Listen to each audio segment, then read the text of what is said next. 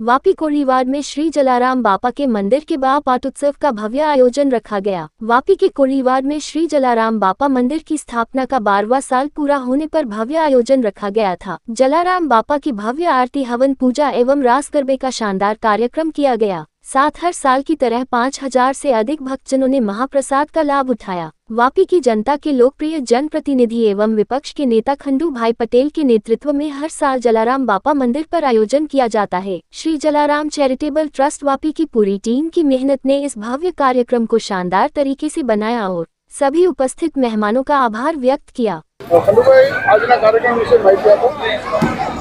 आज रोज जलाराम बापानो पाटोत्सव उजवाय छे अमारे अहींया वापी कोढ़ीवाड़मां जे आज 13 वर्ष थया एमना जलाराम बापानी प्राण प्रतिष्ठा करीने अने आज 12मो पाटोत्सव छे। आज दर वर्षे अमारे पाटोत्सव उजववामां आवे छे। 5 થી 6 હજાર माणस मतलब अहींया महाप्रसादनो लाभ ले छे अने दरेक श्रद्धाळु भक्तो लोको आवीने बापाना दर्शन करे छे अने दरेक गामडे गामडेथी आवे छे अने बापाना आशीर्वादथी लोकोना काम एमनी मनोकामना पूर्ण थाय छे अने खरेखर बापा सत्य छे अने जलाराम बापा एटले मतलब जे वीरपुરના बापा छे ए खरेखर मतलब अहींया आपણા बापा छे એટલે માટે લોકોની મનોકામના ખરેખર मतलब એમના આશીર્વાદ રૂપે પૂરી થાય છે। એમને જેવી કંઈ એમની મનોકામના હોય જે કંઈ વસ્તુ માંગ્યું એમને મળે છે એટલે દર વખતે એમના બાપાના આશીર્વાદ લેવા માટે લોકો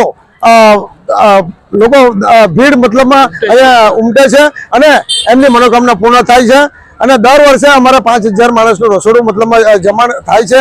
એમાં લોકો 6-7 હજાર માણસ જમી પ્રસાદ લે છે અને મહાપ્રસાદનો લાભ લે છે।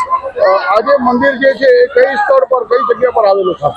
આજે અમારો જલારામ બાપાનું મંદિર છે વાપી કોળીવાડ સ્કૂલ ફળિયામાં આવેલું છે અને અહીંયા મતલબમાં 4 રસ્તા નજીક અને અહીંયા ઇમરાનનગર રેલવેની વચ્ચે નજીક આ મંદિર આવેલું છે અને વાપી કોળીવાડ સ્કૂલ ફળિયા એમનું મતલબમાં જે જલારામ બાપાને અહીંયા મતલબ સ્થળ છે અને ખરેખર મતલબમાં લોકો મતલબમાં એમના મતલબ આશીર્વાદ લેવા માટે લોકો ગામે ગામથી આવે છે।